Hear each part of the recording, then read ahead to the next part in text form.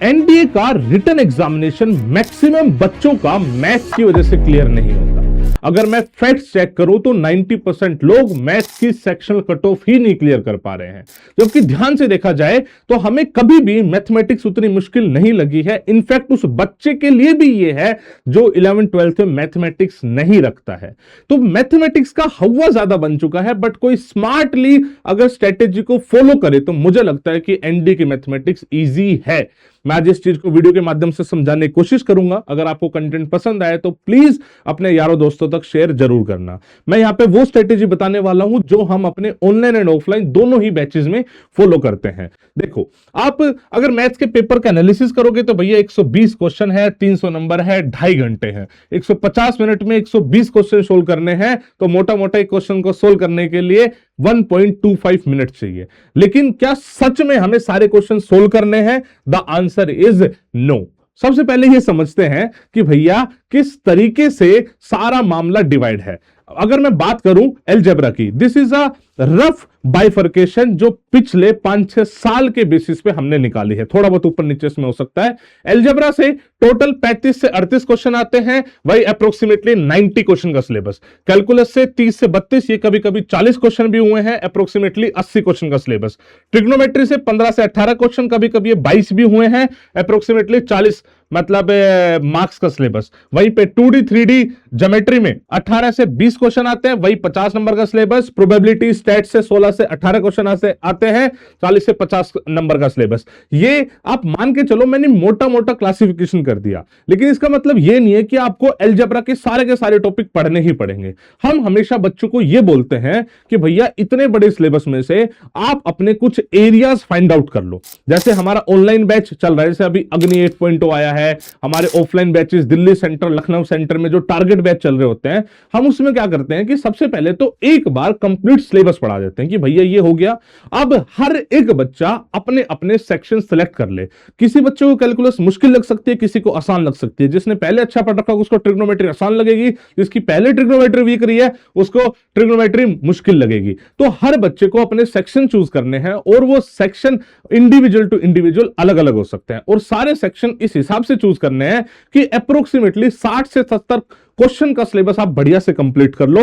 आप कहीं से पढ़ो, ऑनलाइन पढ़ो, ऑफलाइन पढ़ो, एलडब्ल्यूएस से पढ़ो, कहीं और से पढ़ो, लेकिन आप 60 से 70 क्वेश्चन का सिलेबस कंप्लीट कर लो। मैं कुछ चैप्टर यहां पे दे रहा हूं जो चैप्टर मुझे ऐसा लगता है कि हर एक बच्चे को कर लेने चाहिए, बिकॉज ये आसान है और ज्यादा वेटेज रखते हैं। हम अपने बैचेस में हमेशा मोटिवेट करते हैं कि भैया ये चैप्टर तो करो ही करो, उसके अलावा और कुछ कर सकते हो और कुछ कर लो। जैसे मैं हमेशा मेंशन करता हूं मैट्रिक्स एंड डिटरमिनेंट। अगर किसी की मैथमेटिक्स कितनी ही वीक हो, चाहे कोई नॉन मैथ्स का स्टूडेंट रहा हो, तब भी वो मैट्रिक्स और डिटरमिनेंट अच्छे से कर सकता, बिकॉज इसका कहीं और से कोई लिंक नहीं है। मेरी बात समझ रहे हो? मैट्रिक्स एंड डिटरमिनेंट का किसी और चैप्टर से कोई लिंक नहीं है, नया चैप्टर है, नई टेक्निक है, सब कुछ नया है, और भैया 12 से 15 क्वेश्चन यहां से बन जा रहे हैं। तो इससे मतलब अच्छी बात क्या हो सकती है, आप समझ रहे हो? ऐसे ही आप क्वाड्रेटिक इक्वेशन जो आप 10th क्लास में पढ़ते हो उसका थोड़ा सा हायर वर्जन पढ़ दोगे, 4 से 5 क्वेश्चन आ जाएंगे। कॉम्प्लेक्स नंबर अपने आप में एक नई आइडेंटिटी है जिसका पहले आपने जो भी पढ़ रखो उससे बहुत लिंक नहीं है। 4 से 5 क्वेश्चन यहां से बन जाते हैं, तो 8 से 10 क्वेश्चन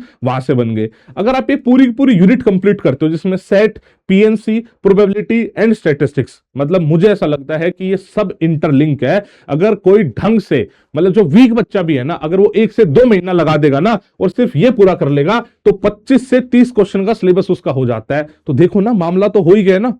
कुछ लोग बोलते हैं सर ट्रिग्नोमेट्री बहुत मुश्किल है। अरे पूरी ट्रिग्नोमेट्री मत पढ़, बट एक चैप्टर पढ़ ले। भाई ट्रिग्नोमेट्री में वैसे 5 चैप्टर है, मैं कह रहा हूं सिर्फ एक पढ़ ले। तो ट्रिग्नोमेट्री, रेशियो, आइडेंटिटी पढ़ ले, तब भी तो तेरा काम हो जा रहा है।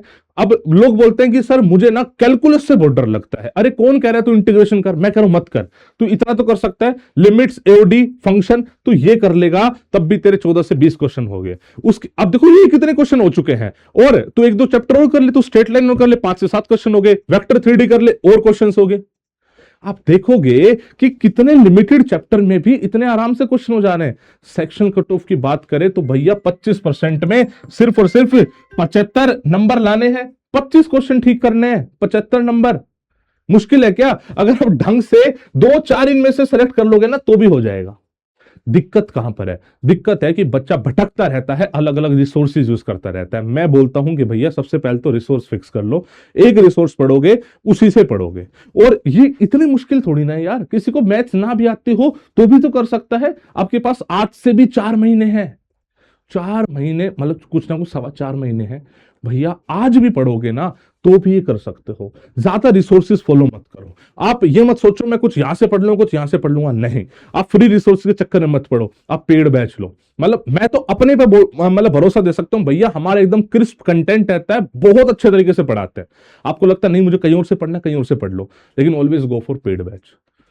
सेक्शन सेलेक्ट कर लो, वहां से पढ़ लो, पीवाईक्यूज प्रैक्टिस करो। पीवाईक्यू हमारी किताब भी आती है, दूसरे लोग किताब भी आती है। एक फॉर्मूला बुक हमने रिवीजन किताब लगा रखी है भैया, वो पढ़ लो। इतना मुश्किल नहीं है, अगर करना चाहोगे तो हो जाएगा, नहीं चाहोगे तो नहीं होगा। बहाने बनाओगे तो बहाने बनाते रह जाओगे। डोंट गेट डिस्ट्रैक्टेड, फोकस करो सीधा सीधा। हम अपने ऑफलाइन बैच में ना मैथमेटिक्स का स्पेसिफिकली 2 से 3 घंटे का सेल्फ स्टडी टाइम रखवाते हैं, जहां पे टीचर वही होता है, भैया तेरा डाउट आ रहा है पूछ ले। क्योंकि हमें पता है कि सिर्फ सेल्फ स्टडी करने से बच्चे का हो जाएगा। आपने पढ़ा दिया, कॉन्सेप्ट पढ़ा दिया, अब उसी के क्वेश्चन प्रैक्टिस करा दिए, कोई डाउट आए तो बच्चे को बता दिया, इससे ज्यादा और क्या चाहिए? इससे ज्यादा की रिक्वायरमेंट नहीं है, चीजें हो जाएंगी। तो आप थोड़ा सा कॉन्फिडेंस रखो, राइट स्ट्रेटेजी फॉलो करो, जिसमें मैं क्रिस्प में बता दे रहा हूं आपको। पूरे सिलेबस में से अपने ऐसे चैप्टर सेलेक्ट कर लेने हैं जो 60 से 70 क्वेश्चन का सिलेबस कॉन्स्टिट्यूट करते हो, उसको अच्छे से पढ़ाई करो। पेड बैच से पढ़ाई करो, ऑनलाइन पढ़ो, ऑफलाइन पढ़ो, आपकी चॉइस है। मैंने अपने सारे ऑप्शंस बता दिए। उसके बाद उतने ही चैप्टर्स के पीवाईक्यूज करो और क्वेश्चन प्रैक्टिस करो, और भैया एट लास्ट मॉक दे देना, बात खत्म है। मैथमेटिक्स को हवा मत बनाओ, बिकॉज वो नहीं है। फिर भी कोई डाउट हो, कोई परेशानी हो, मुझसे बातचीत कर लेना, कमेंट से बात कर लेना, टीम से बातचीत कर लेना, कोई बैच चाहिए हो टीम से बातचीत कर लेना। बाकी I wish you all the best बच्चे। जय हिंद, जय भारत।